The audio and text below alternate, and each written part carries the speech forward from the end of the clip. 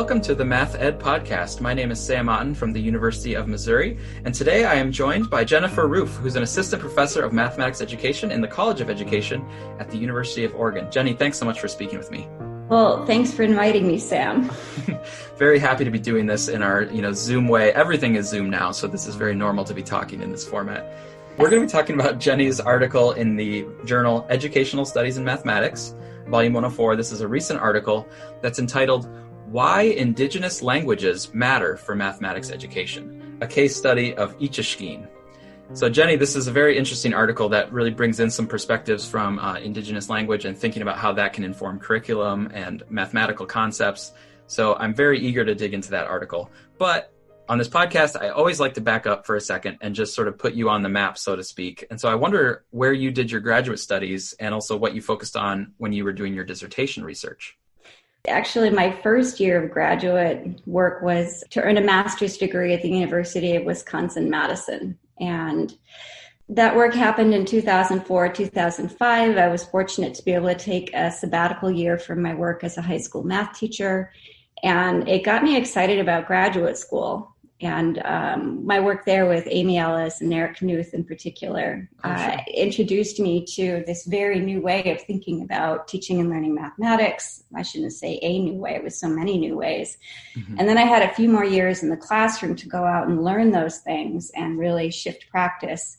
My family and I moved to California, and I had a choice between getting a license for teaching in the state of California or applying for grad school. So I applied for grad school and I got in.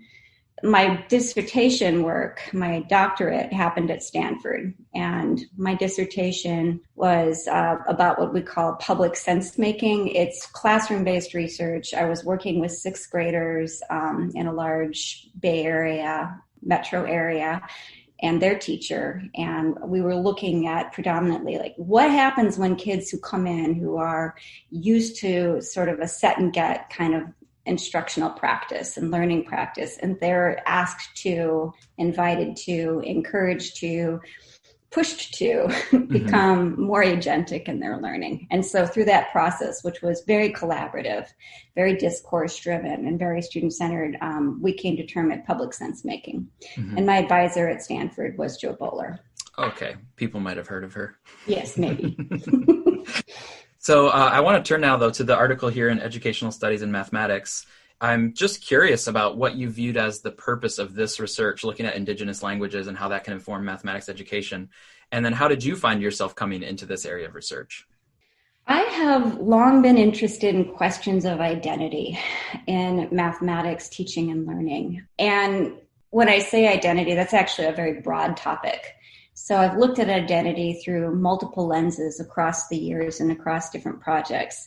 But for this piece that we're talking about today, the Ichishkin Mathematics project work is, we're coming from a curricular angle. How can we write materials that center the Yakima language of Ichishkin and Yakima lived experiences and worldviews in a way that children who are coming from an indigenous perspective would see themselves reflected in the curriculum, and children who are coming from a different lived worldview experience would see this valuation of indigenous language and indigenous ways of being.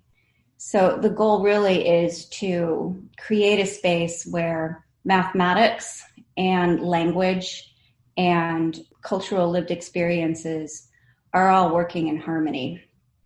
And so the specifics of your work is very much tied to that Yakima culture, but then the sort of spirit or the goals that you have could be transferred to people trying to make mathematics connected and relevant, and also just allow the students to see themselves in the mathematics. That idea could be taken and also pursued in lots of other cultural settings.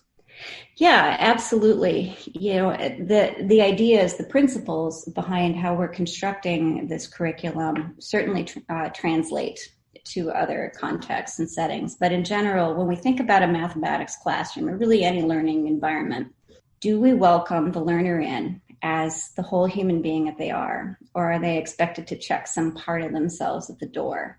And so for children who are perhaps part of the Ichishkin language reclamation project, because Ichishkin is an endangered language, actually, for a variety of reasons. But there is this work to try to revitalize it and to welcome new speakers into the language.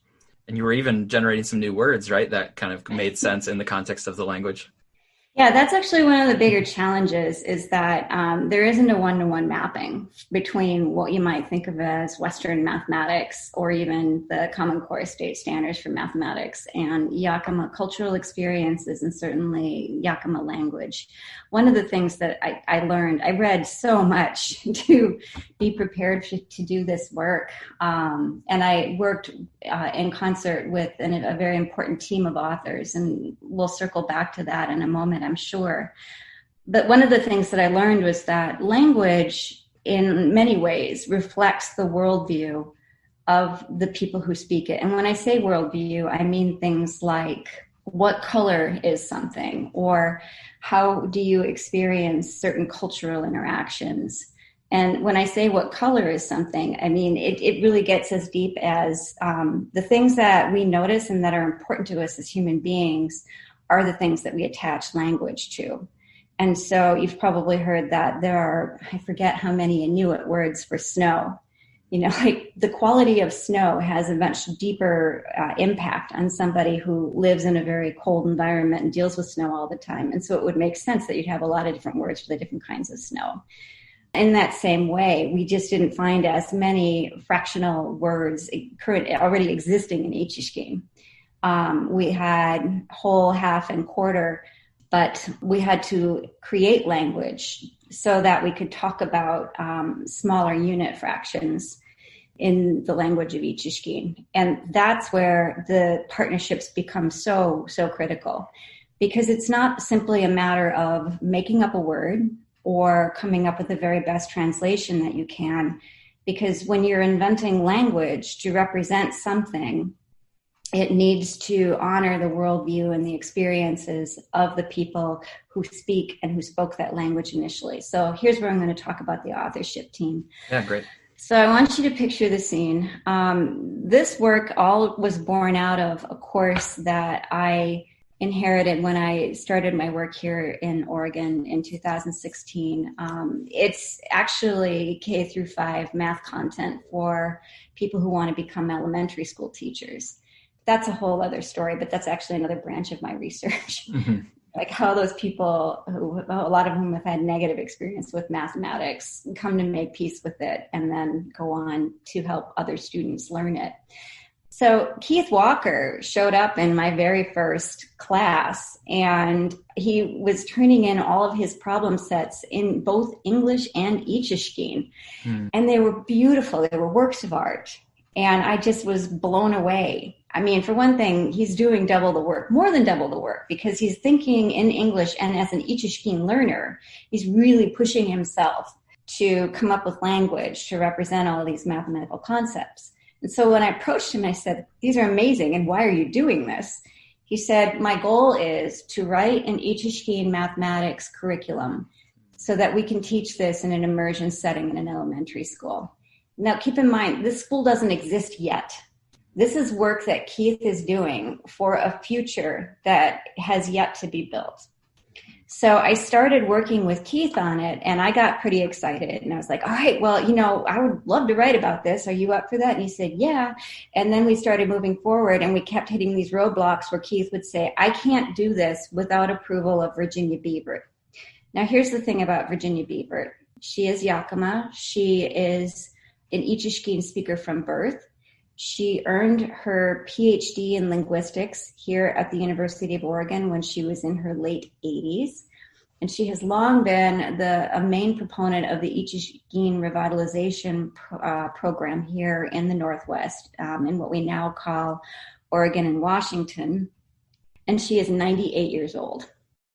This is Sam cutting in after the fact to say that I want to share a little bit of audio of the Ichishkin language. What follow are a few phrases in Ichishkin that are taken from the audio dictionary hosted by the University of Washington. There's a link to the Ichishkin dictionary in the show notes. Putumt kunipt, Duit ki ikaw kinahuli ang gustong skulalapt. Nach schwersklik diwa iti tamat pamapa pinip kwata. Au klau au weis vom chawi katasha kumadas naktochta. Virginia was a really important research partner for us because Virginia is the tribal elder. And so she is the one who provides sanction and feedback and would often say, no, that's not quite right. That letter doesn't exist in the Ichishkin language. So, for example, when we first proposed calling generic fraction A over B, we changed it to A over P because the letter B doesn't exist in the Ichishkin alphabet. But then I hit another roadblock because once I realized that here I was as a white researcher, I felt like an interloper. I really wasn't sure what was appropriate and inappropriate to share with the world about this work. And so this is where our fourth partner joined our research team. So Michelle Jacob is also Yakima, and she's a full professor here in my department. Michelle saw that I was stuck and she said, do you want me to hop on that paper? And I said, yes, please. So here's the image I would hope we could all hold in our minds. Often in research and in mathematics, you will see power structures that are vertically stacked, where people or objects or ideas that have more power, you can think of as being higher up and being able to exert downward pressure. What we work very hard to do and continue to work hard to do in our research team is to create what I would call a jigsaw practice. And I'm sure I'm borrowing this from somebody. I can't remember who to give them credit for this metaphor.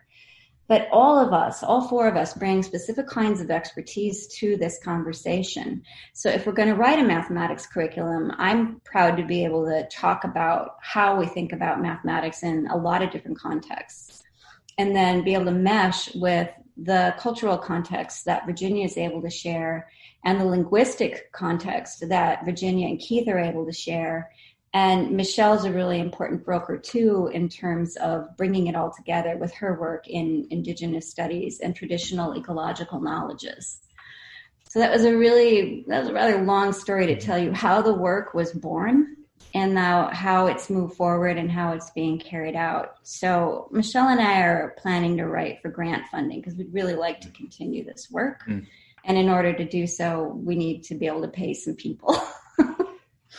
It's interesting, though, to hear about that author team, because I look at the article and I see the four names listed, but to hear the dynamics of how Keith, kind of originated this and then bringing Virginia in. And it's interesting to just think about, wow, how much complexity and personality and individuality is behind those names that are just listed at the top of a paper.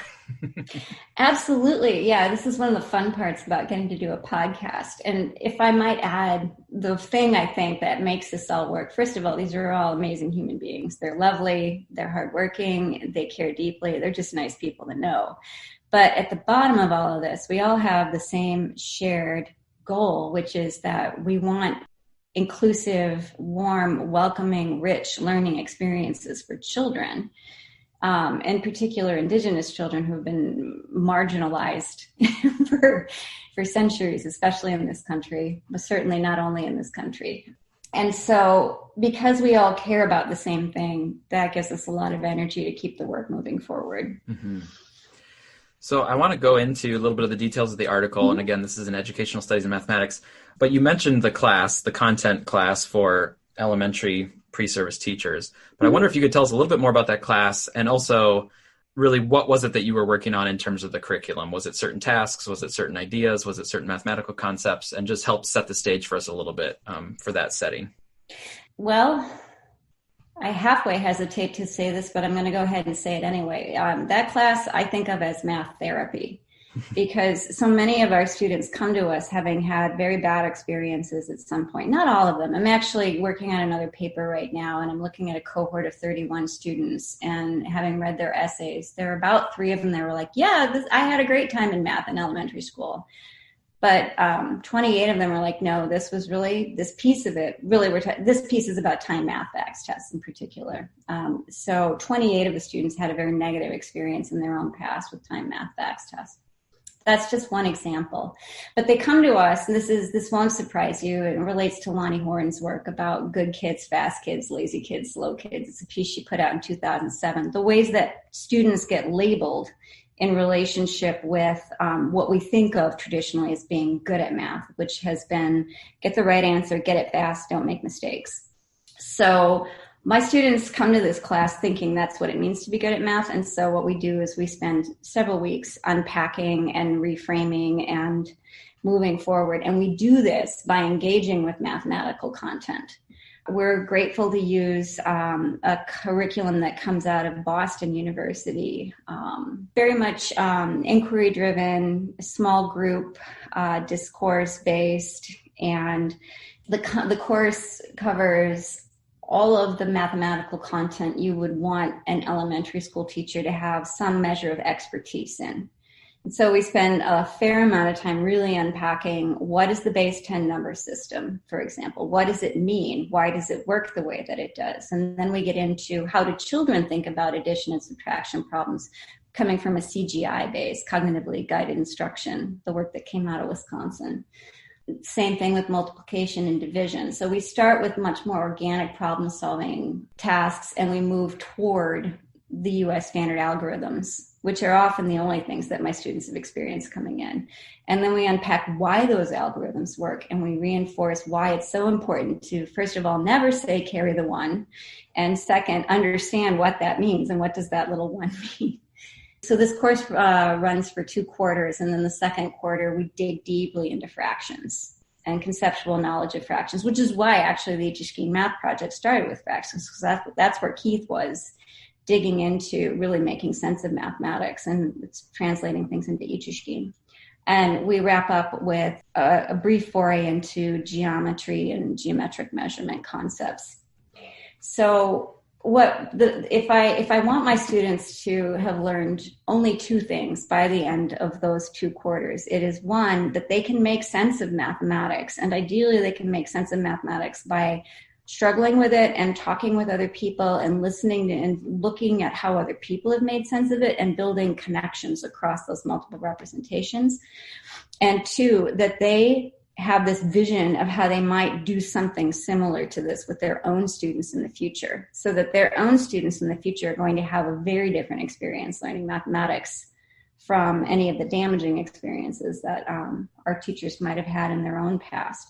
So as you might imagine, as I understand it, you do classroom-based research as well. It's so rewarding to work with people who, it's like they see math in this new way, and you get to watch the light bulbs go off and get all of the lovely course feedback about the positive experiences that the students are having. I'm speaking with Jenny Ruef from the University of Oregon. And so in that setting of this content course for pre-service elementary teachers, what were the Yakima concepts and what were the sort of elements from Yakima culture that you were able to bring in to this setting? So for Yakima context in particular, that was definitely within the expertise of Virginia Beavert and Michelle Jacob. And so this was one of the very best parts of the whole research team process. We sat in Virginia's living room. It felt intrusive to audio record, and I think this is in the methods section of the paper if anybody cares to read about it, but Virginia told us stories. And this is actually an important part of Indigenous culture, is storytelling from elders. It's the way traditional ecological knowledge is passed down. It's the way that children and younger people are educated. Deep listening is a way of showing respect and gratitude for the gift of the story. In fact, one of Virginia's most recent book is called The Gift of Knowledge, and it is nothing but Virginia, well, it's actually more than Virginia telling stories, but it's primarily Virginia having recorded stories for future generations.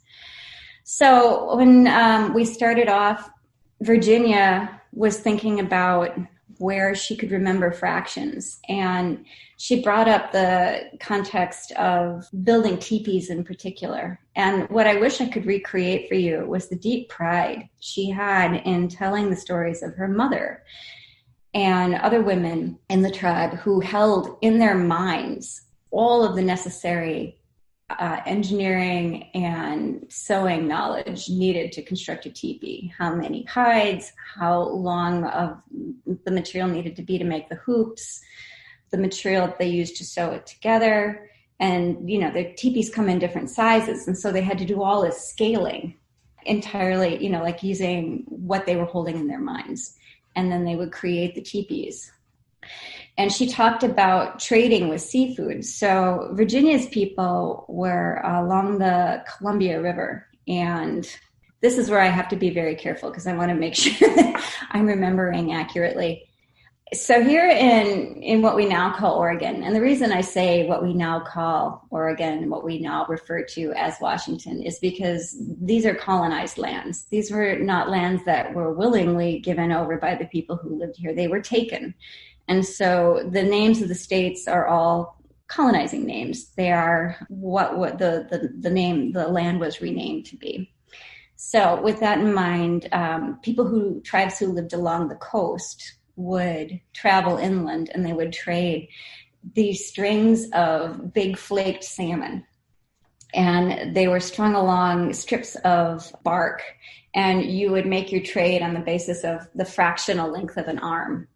And then there would be some calculation based on what the going rate was. And she also talked about pouring water. So Yakama people often gather in longhouses, and in longhouses, meals are shared. And so there is this blessing ceremony when the water is first poured. So you first pour a cup half full, and then everyone says together, "Chush," which is a blessing of the water and the people, as I understand it. And after you've drunk your half cup in this community setting, then you can have a whole cup if you want. This is a story that shows up in Michelle's book, Yakama Rising, which is another great way to learn more about Ichishkian language reclamation and Yakama culture. So those were the stories that Virginia shared with us.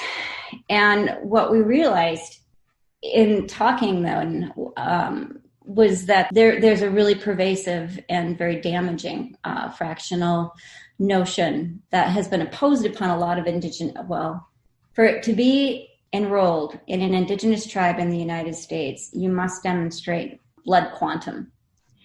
And as I learn more and write more about it, it's a bit of a fraught space in the sense that blood quantum, as I understand it, has been handed over to tribal groups, meaning that they're now in control of what those definitions are and how they're measured. But what Michelle shared was that historically, the Yakama people did not recognize Yakama or not Yakama. They had no notion of percentage of indigeneity, fraction of indigeneity, fraction of Yakama. When they were forced to sign the treaty at risk, it was sign or genocide. Those were the options.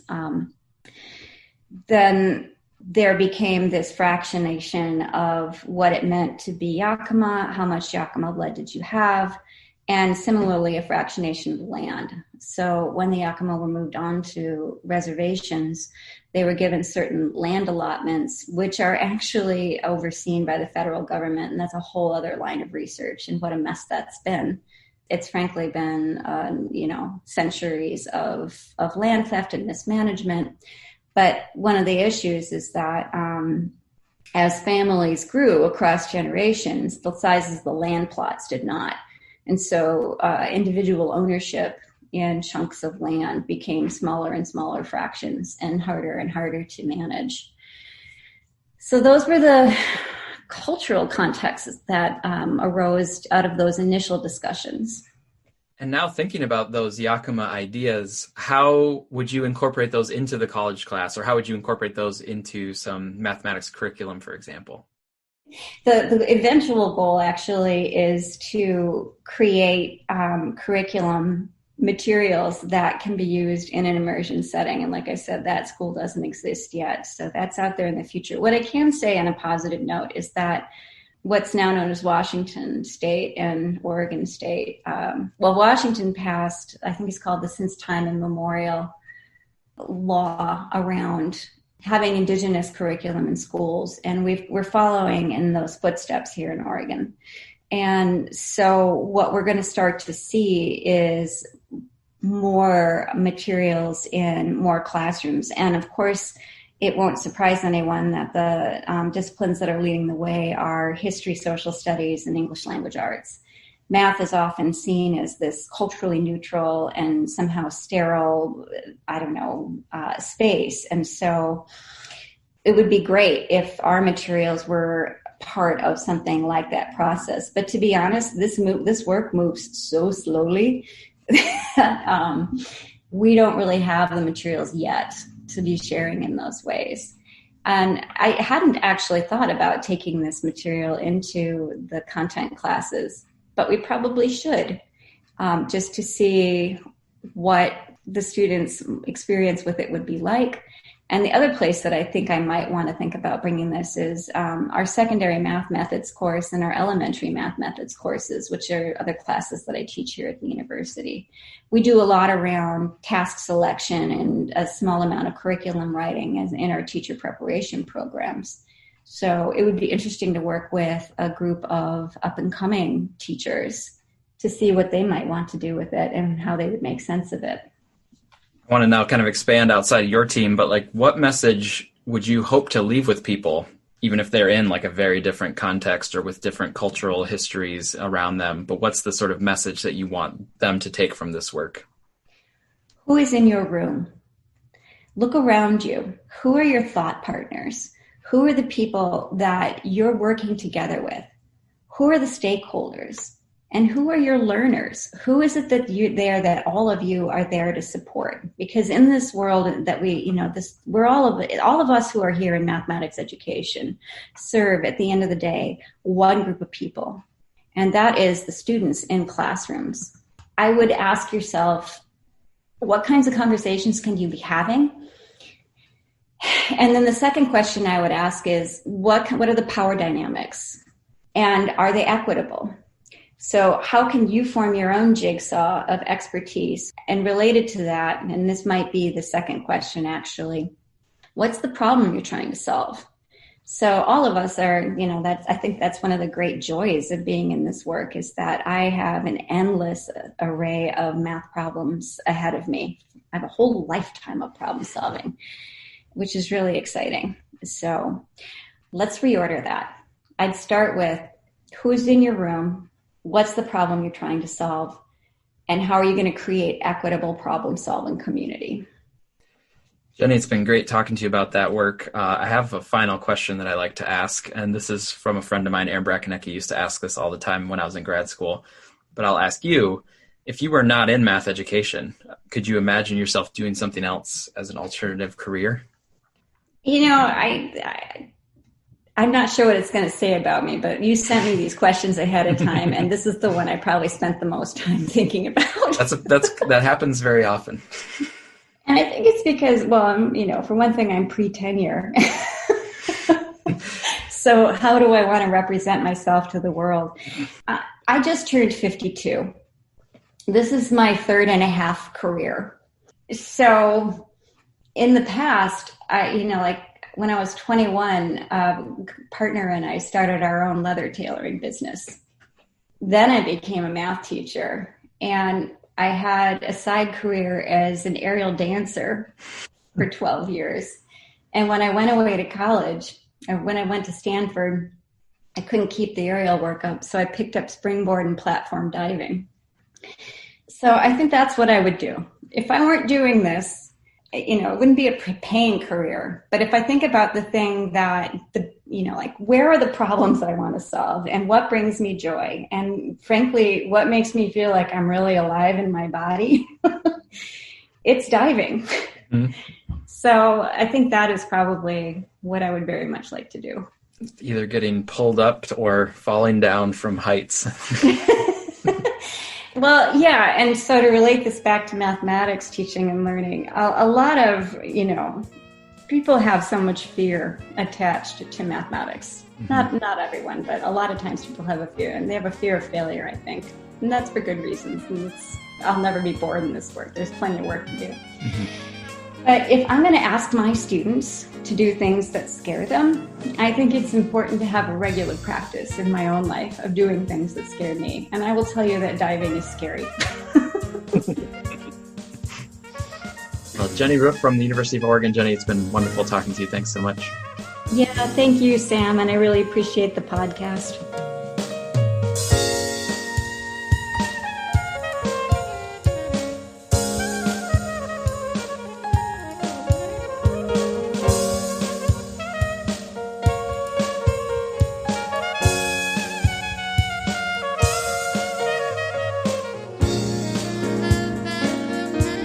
Thank you for listening to the Math Ed Podcast. I started the podcast in 2012, and I am committed to keeping the feed free and maintaining open access to the entire catalog of past episodes. But the hosting fees are coming due this month, and I don't have any university funding or organizational sponsorships for the podcast, so I've always just covered the costs out of my own pocket. Some friends of the podcast have made donations in the past, and that really helps, so I wanted to just quickly ask for your support. I know a lot of people are in tough situations right now, but if you have a few dollars to spare and you have found the show beneficial, then please go to mathed.podomatic.com and click on the PayPal button just below my picture. Anything you donate will go toward the expenses of the podcast. That's mathed.podomatic.com, and thanks again.